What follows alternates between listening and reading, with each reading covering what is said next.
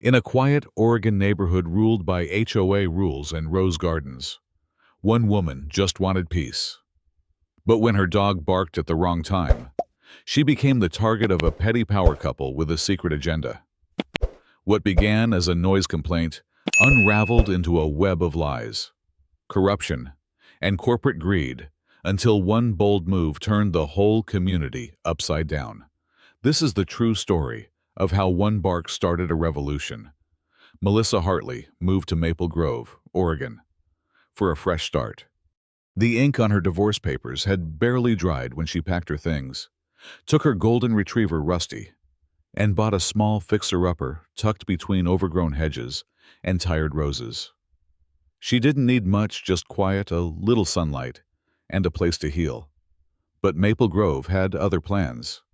More precisely, Pamela Lockwood did. Pamela was the president of the Oakwood Ridge HOA and self-appointed guardian of suburban dignity. She had platinum hair, a surgically sharp smile, and a clipboard that seemed surgically attached to her wrist. She once fined a family for having wind chimes that sounded too whimsical. Her husband, Ken, lurked quietly behind the scenes, always nearby, but never speaking. Melissa first encountered her on a warm afternoon, just after moving in. Rusty barked once, excited by a bird hopping along the fence. Pamela appeared minutes later, as if summoned by canine radar. "That dog is disruptive," she said. Melissa blinked. He barked once. It starts with one. The first citation came the next day. Noise violation. Then a second. For excessive yard debris. Though Melissa had only unpacked half her boxes, within a week, flyers appeared in mailboxes titled, "Protect Our Neighborhood from Aggressive Breeds," featuring a grainy photo of Rusty mid-fetch, tennis ball clenched in his mouth like a trophy of war. Then came the whispers. Parents crossed the street. A neighbor asked, "Is he the dog that bit that kid last summer?" Melissa's stomach twisted. Rusty had never hurt anyone. He barely liked stepping in puddles. Something didn't add up. So she watched. Melissa set up a camera on her porch. 3 nights later, she caught Ken tossing bits of jerky over her fence, then whistling in short, sharp bursts. Rusty, confused and excited, barked in response. On another video, Ken used a high-frequency whistle while dangling a squeaky toy just out of view. It wasn't just harassment, it was baiting. Melissa approached the HOA board. She presented the footage calmly. Pamela cut her off before she finished. "This is harassment," Pamela said. "And illegal surveillance." Ken said nothing. His eyes looked everywhere but at Melissa.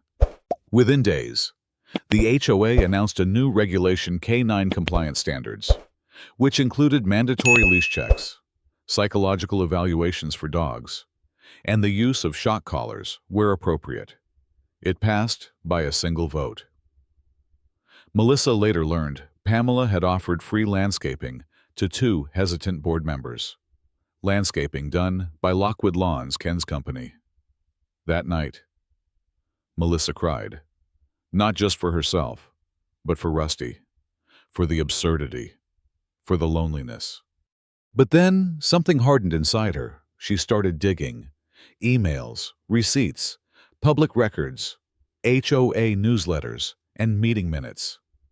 She connected dots others had ignored.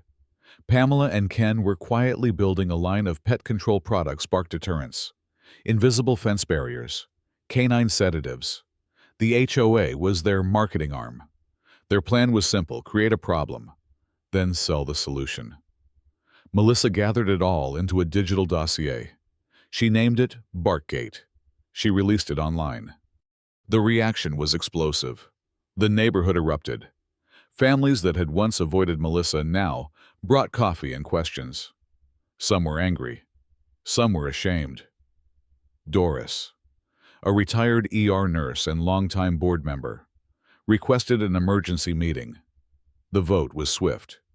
Pamela was removed as HOA president. But the fight wasn't over. That night, Melissa's porch was vandalized.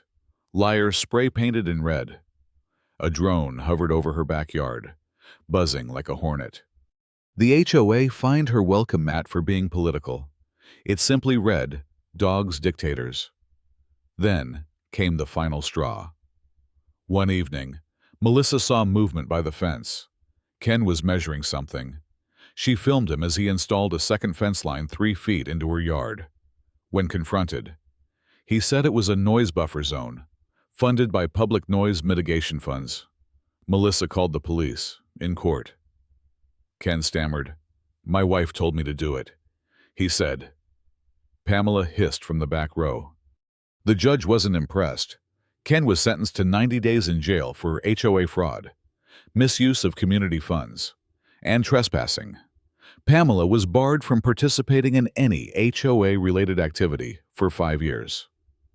In Oakwood Ridge, that was a political death sentence, for the first time in weeks. Melissa felt sunlight through the kitchen window and didn't brace herself for a complaint. Rusty wagged his tail. The HOA, under Doris's leadership, rebranded with a new motto. "If your dog's happy, we're happy." Rusty became the mascot for a local shelter. His blurry, aggressive photo, now a symbol of hope on donation flyers. Pamela's house went dark. No more newsletters. No more yard inspections. Just silence. Sometimes Melissa saw her peeking through the curtains, watching the neighborhood she once ruled. No one waved. No one visited. One afternoon, Melissa sat on her porch with a cup of tea. Rusty dozed beside her. A child on a bike waved and shouted, "Hi, Miss Hartley." She smiled, not just because she was finally accepted, but because the bark of one dog had shaken a system built on fear, because standing up had worked, and because sometimes justice sounds like a tail thumping against the porch.